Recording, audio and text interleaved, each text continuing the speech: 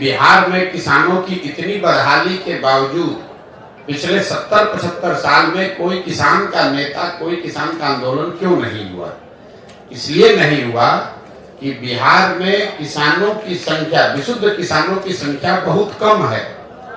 जो लोग किसान हैं, जो जमीन के मालिक हैं, वो खेती किसानी नहीं कर रहे हैं, वो रेंट पर अपनी जमीन को दे रहे हैं। उनको किसानों के मुद्दों से बहुत सरोकार नहीं है। उनको जो बटाई का पैसा मिलता है वो एक तरीके से लैंड के ओनर हैं जो उससे रेंट लेते हैं, और जो आदमी एक्चुअली में किसानी कर रहा है वो किसान वो भी नहीं है, क्योंकि उसकी जमीन नहीं है, वो मजदूर है, वो रेंट पर लेकर जमीन पर खेती कर रहा है। बिहार में 95% किसान है वो 2 बीघा से कम का मालिक है। तो उसकी जो खेती है वो खाने वाली खेती है, कमाने वाली खेती नहीं है। गांव देहात में आप सुनते होंगे लोग कहते हैं कि भैया रोपनी करने आए हैं, कटिया करने आए हैं, कमाने के लिए इसके बाद पंजाब जाएंगे, कोयम्बटूर जाएंगे। क्यों ऐसा लोग कहते हैं? क्योंकि खेती यहाँ के लोगों की समझ में, नजर में खाने का जरिया है। अपने और अपने बच्चों के लिए खाने की सुनिश्चितता हो जाए। खेती आमदनी का जरिया बिहार के लोगों के लिए नहीं है। इस बात की गंभीरता और इसकी गहराई को आप समझिएगा, गहराई में जाकर तब आपको पता चलेगा कि बिहार में इतना बड़ा इकोनॉमी रूरल और एग्रीकल्चर आधारित होने के बाद भी यहाँ आज तक सहकारिता के क्षेत्र में कुछ काम नहीं हुआ। आज तक यहाँ पर फार्मर्स एसोसिएशंस नहीं बने।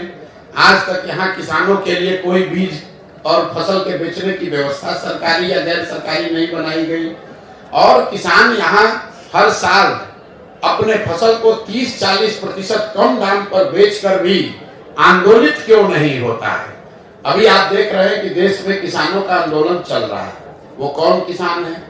वो पंजाब के किसान हैं, हरियाणा के किसान हैं, जिन्होंने अपना धान सरकारी मंडियों में पंजाब में 2100 रुपया में बेचा है। पूरे बिहार में किसानों ने धान बेचा है 1600 में, 1700 में, लेकिन बिहार का एक भी आदमी किसान दिल्ली आंदोलन में नहीं गया है, क्योंकि यहाँ पर विशुद्ध किसान बचे ही नहीं हैं। लोग खेती से, किसानी से अपने जीवन को बेहतर बनाने का रास्ता नहीं देखते हैं, वो खेती को खाने का जरिया मानते हैं।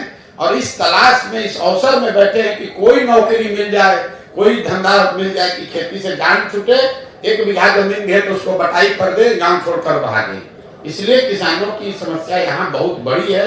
इसको नए सिरे से सोचने, समझने और सुधारने की जरूरत है। और इसीलिए जन सुराज का एक उद्देश्य है कि हर पंचायत में यहाँ की खेती को खाने वाली खेती से कमाने वाली खेती कैसे बनाया जाए, इसका एक योजना बनाया जा रहा है।